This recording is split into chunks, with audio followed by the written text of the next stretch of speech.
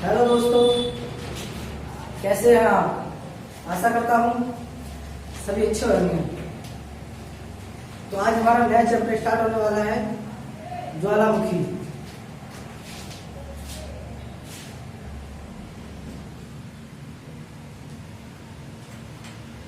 हमारा जो नया चैप्टर स्टार्ट होने वाला है, ज्वालामुखी। ज्वालामुखी 3 प्रकार के होते हैं।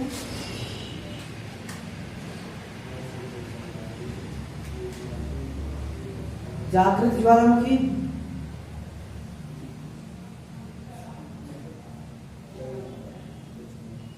सुषुप्त ज्वालामुखी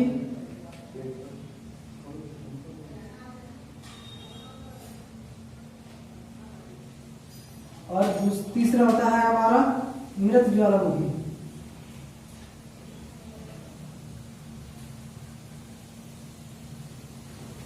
पहले तो हम इसके बारे में बताते हैं कि ज्वालामुखी कैसे कैसे कौन से होते हैं।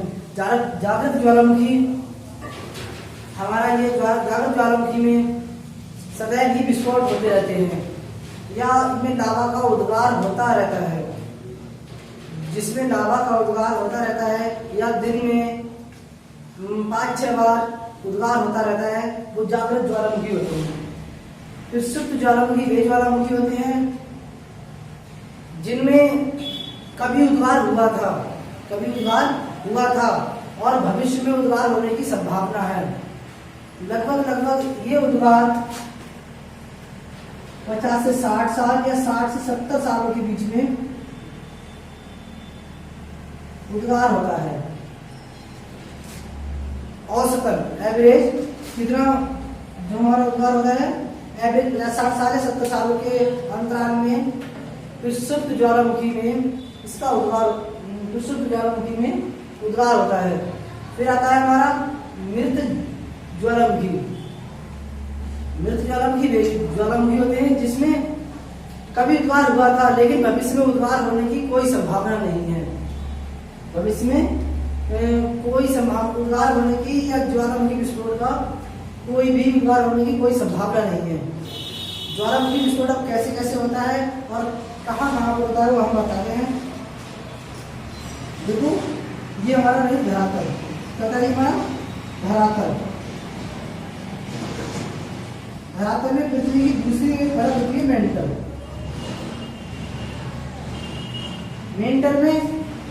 मेंटल जो परत होती है उसमें मैग्मा के चैम्बर पाए जाते हैं जो लावा के रूप में बाहर निकलते हैं। इस टाइप से जो मैग्मा ठंडा होकर हमारा लावा बनाता है, ये हमारे ये ऐसे करके लावा जो हमारा जो मैग्मा होगा, मैग्मा के चैम्बर पाए जाते हैं। मैग्मा चैम्बर जो हमारी मेंटल परत में पाया जाता है। मेंटल परत की क्या किस जगह पे एक्यूरेट जगह है, वो स्थैनोस्फीयर है। किस जगह? स्थैनोस्फीयर। स्थैनोस्फीयर में मैग्मा के चैम्बर पाए जाते हैं और ये चैम्बर धरातल की कमजोर सतह पर टूटते हैं। जो विस्फोट होता है धरातल की कमजोर सतह पर इसका ज्वालामुखी विस्फोट होता है।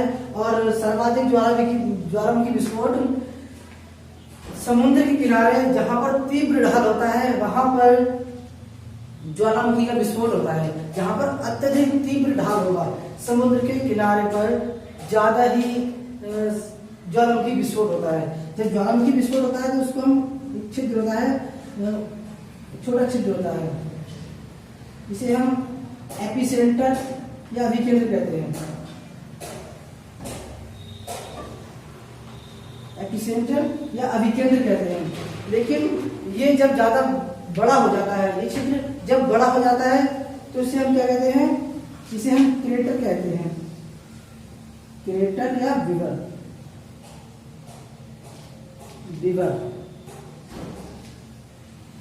और यही जब ज्वालामुखी में ज्यादातर विस्फोट होते रहते हैं, लगातार ही विस्फोट होते रहते हैं, तो ये जो हमारा छिद्र होता है थोड़ा बड़ा हो जाता है तो क्रेटर हो जाता है। और जब अत्यधिक ज्वालामुखी विस्फोट होने के कारण ये एक कालडेरा का रूप ले लेता है। जब अत्यधिक बड़ा हो जाता है तो इसे हम कालडेरा कहने लग जाते हैं। क्या कहने लगते हैं? कालडेरा। जब ये ज़्यादा बड़ा हो जाता है तो ये कालडेरा बन जाता है, इसे कालडेरा का हो जाता है। और ये कालडेरा में ही झील का निर्माण होता है। इसका निर्माण होता है झील का। लेकिन झील का निर्माण कब होगा? झील का निर्माण जब होगा जब उद्गार होना बंद हो जाएगा, ज्वालामुखी विस्फोट नहीं होगा। अगर सतत ज्वालामुखी विस्फोट हो रहा है तो झील का निर्माण नहीं होगा, क्योंकि उद्गार उसमें हो रहा है, इस वजह से झील का निर्माण नहीं होगा। तो जब बरसात का पानी कालडेरा में रुकने लग जाता है, जब बरसात का पानी ज्वालामुखी विस्फोट में एक जगह जब हो जाता है, अच्छे से बड़ा हो जाता है तो कालडेरा कर देते हैं, और उस कालडेरा में जब पानी रुकने लग जाता है तो झील का निर्माण कर देता है। देखो, जब ज्वालामुखी यहाँ से निकलता है तो वो जमीन पर जब ठंडा होता है, जमीन पर ठंडा होगा तो क्या कहलाएगा? हमारा लावा कहलाएगा। और जब जल में ठंडा होगा, जब जल में ठंडा होगा तो जब जल में ठंडा होगा तो ये क्या कहलाएगा? टफ। और वही जल में ठंडा होगा तो टफ कहलाएगा। और जब जल में ये जब लावा मैग्मा गिरेगा तो ये छोटे छोटे ऐसे कणों के रूप में बढ़ जाता है। तो इसे हम जब ये छोटे छोटे ये कणों में बढ़ जाता है चनों के आकार में, तो इसे हम स्कोरिया कहते हैं। इसको क्या कहते हैं? हम स्कोरिया कहते हैं। आफ्टर ऑल क्या होता है, जब ज्वालामुखी विस्फोट होने, ये तो हमें समझ में आ गया होगा कि जागृत ज्वालामुखी और प्रक्षुब्ध ज्वालामुखी और मृत ज्वालामुखी क्या क्या ज्वालामुखी कैसे ज्वालामुखी होते हैं। अब बात आती है सबसे अधिक ज्वालामुखी किस क्षेत्र में है। तो जब इसकी बात आती है तो ज्वालामुखी सर्वाधिक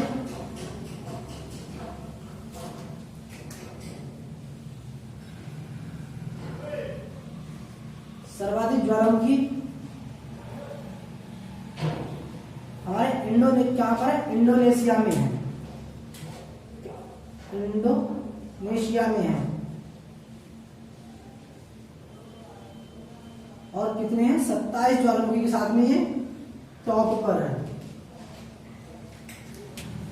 सर्वाधिक ज्वालामुखी इंडोनेशिया में है और इंडोनेशिया 27 ज्वालामुखी है और 27 ज्वालामुखी के साथ में ये टॉप पर है। देखो, जब बात आती है जागृत ज्वालामुखी की, तो जागृत ज्वालामुखी हमारा कोटोपैक्सी,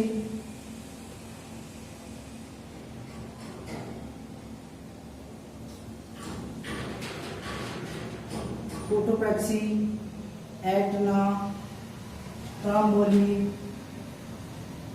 ये सब हमारे जागृत ज्वालामुखी हैं। जागृत ज्वालामुखी जब ये विस्फोट होता है तो इसमें सर्वाधिक मात्रा में जलवाष्प निकलती है। जलवाष्प लगभग 80 से 90% निकलती है। फिर क्या निकलता है? CO2, SO2, ये हानिकारक गैसें यहाँ से निकलती है। और फिर क्या हमारे प्रक्षुब्ध ज्वालामुखी में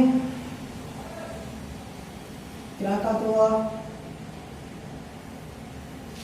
फिजियामा,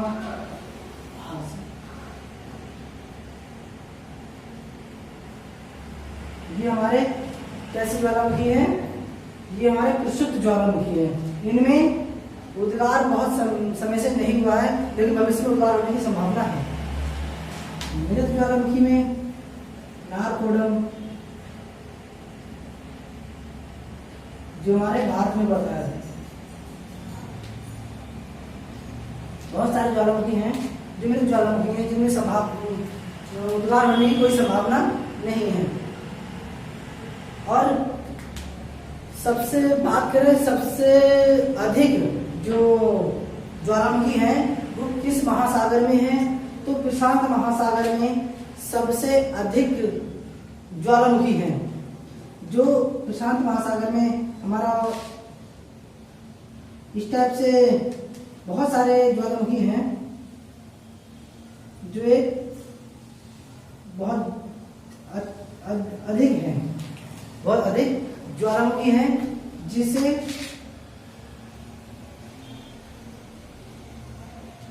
ऐसे करके ना समझो, ऐसे करके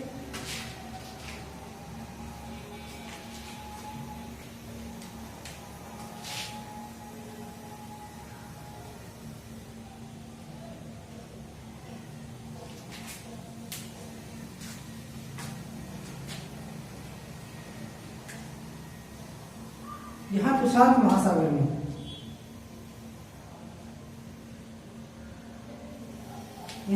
महासागर में बहुत सारे ज्वालामुखी हैं, जागृत ज्वालामुखी हैं। यहाँ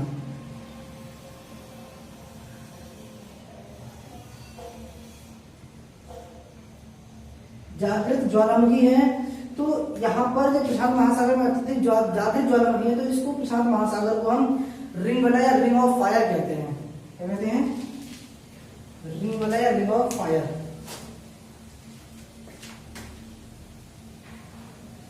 रिंग वाला या रिंग ऑफ फायर, प्रशांत महासागर को रिंग वाला या रिंग ऑफ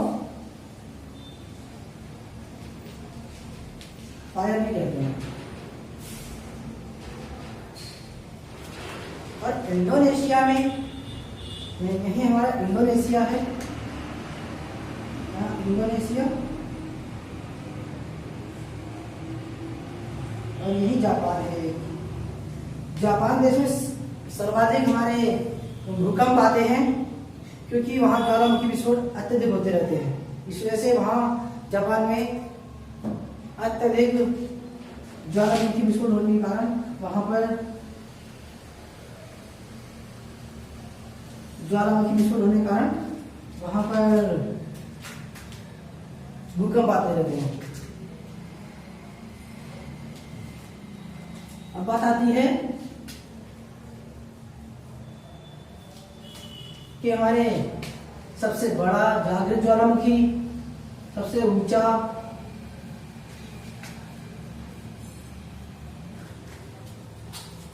तो सक्रिय ज्वालामुखी में हमारे कौन कौन से सक्रिय ज्वालामुखी हैं और कहां कहां मिलते हैं, चाहे तो आप इसका स्क्रीनशॉट ले सकते हैं ताकि आप इसे अच्छे से नोट्स बना सकें। तो सक्रिय ज्वालामुखी में पोर्टोप्रैक्सी जो हमारा सक्रिय ज्वालामुखी है कहाँ मिलता है? इक्वाडोर में मिलता है। फिर आता है एटना और स्ट्राम्बोली। एटना और स्ट्राम्बोली दोनों एक ही जगह मिलते हैं, ये इटली में मिलते हैं। और स्ट्राम्बोली एक ऐसा ज्वालामुखी है जिसे हम भूमध्य सागर का विकास स्तंभ कहते हैं, क्योंकि जो स्ट्राम्बोली है इटली में भूमध्य सागर में ये लगातार विस्फोट करता रहता है, इसमें उद्गार होता रहता है। तो इससे उद्गार होने से भूमध्य सागर में उजाला हो जाता है या प्रकाश हो जाता है, जिसे हम भूमध्य सागर का प्रकाश स्तंभ कहते हैं। जो स्ट्राम्बोली है इसको हम भूमध्य सागर का प्रकाश स्तंभ कहते हैं। ये मोहोलोवा हवाई द्वीप में है, ये एक सक्रिय ज्वालामुखी है। बैरन हमारा सक्रिय ज्वालामुखी जो भारत में अंडमान निकोबार में पड़ता है। बैरन ज्वालामुखी भारत के अंडमान निकोबार द्वीप समूह में पड़ता है। और एक है नारकोडम, भारत में दो ही ज्वालामुखी हैं, एक विरत है और एक सक्रिय ज्वालामुखी है। सक्रिय ज्वालामुखी और दोनों ही कहाँ अंडमान निकोबार में ही मिलते हैं, सक्रिय ज्वालामुखी भी और विरत ज्वालामुखी भी। फिर बात आती है हमारी विशुद्ध ज्वालामुखी। विशुद्ध ज्वालामुखी मतलब इनमें कभी उद्गार हुआ था, भविष्य में उद्गार होने की संभावना है। तो विसुवियस ये हमारा कहाँ पर है? ये इटली में है। फ्यूजियामा ये जापान में है। क्राकातोआ ये इंडोनेशिया में है। फिर आते हैं हमारे मृत ज्वालामुखी। मृत ज्वालामुखी में कोहसतान और देवबंद ये दोनों ही ईरान में हैं। माउंट कोपा म्यांमार, जिसे मतलब जैसे पहले बर्मा कहते थे अब उसे म्यांमार कहते हैं। माउंट कोपा हमारा म्यांमार में है। किलीमंजारो तंजानिया दक्षिण अफ्रीका में है। नारकोडम भारत में, मैंने बताया था नारकोडम भारत अंडमान निकोबार में है। फिर आता है देखो संसार का सबसे अधिक ऊंचाई पर स्थित जो जागृत ज्वालामुखी है वो ओजस डेल सालाडो है। ओजस डेल सालाडो है।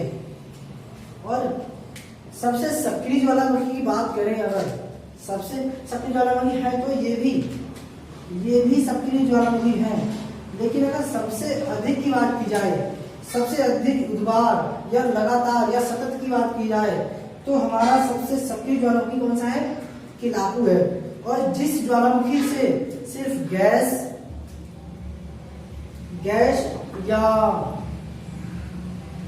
निकलती है या पानी निकलता है उसे धुआरा कहते हैं। क्या कहते हैं? धुआरा। जिस ज्वालामुखी से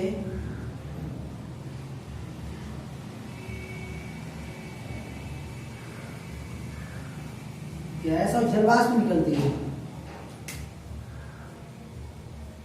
जलवाष्प निकलती है उसे हम धुआरा कहते हैं। धुआरा कहते हैं। और एक अलास्का एक जगह है, अमेरिका में एक जगह है अलास्का। अमेरिका के अलास्का को हजारों धुआरों का शहर कहते हैं। हजारों धुआरों का शहर। अगर क्वेश्चन आता है हमारा हजारों धुआरों का शहर किसे कहते हैं, तो अमेरिका का अलास्का हो जाएगा। फिर इसके बाद में हम बात करते हैं, और रही बात कोटोपैक्सी की, तो कोटोपैक्सी सबसे ऊंचा ज्वालामुखी है। कोटोपैक्सी सबसे ऊंचा ज्वालामुखी है।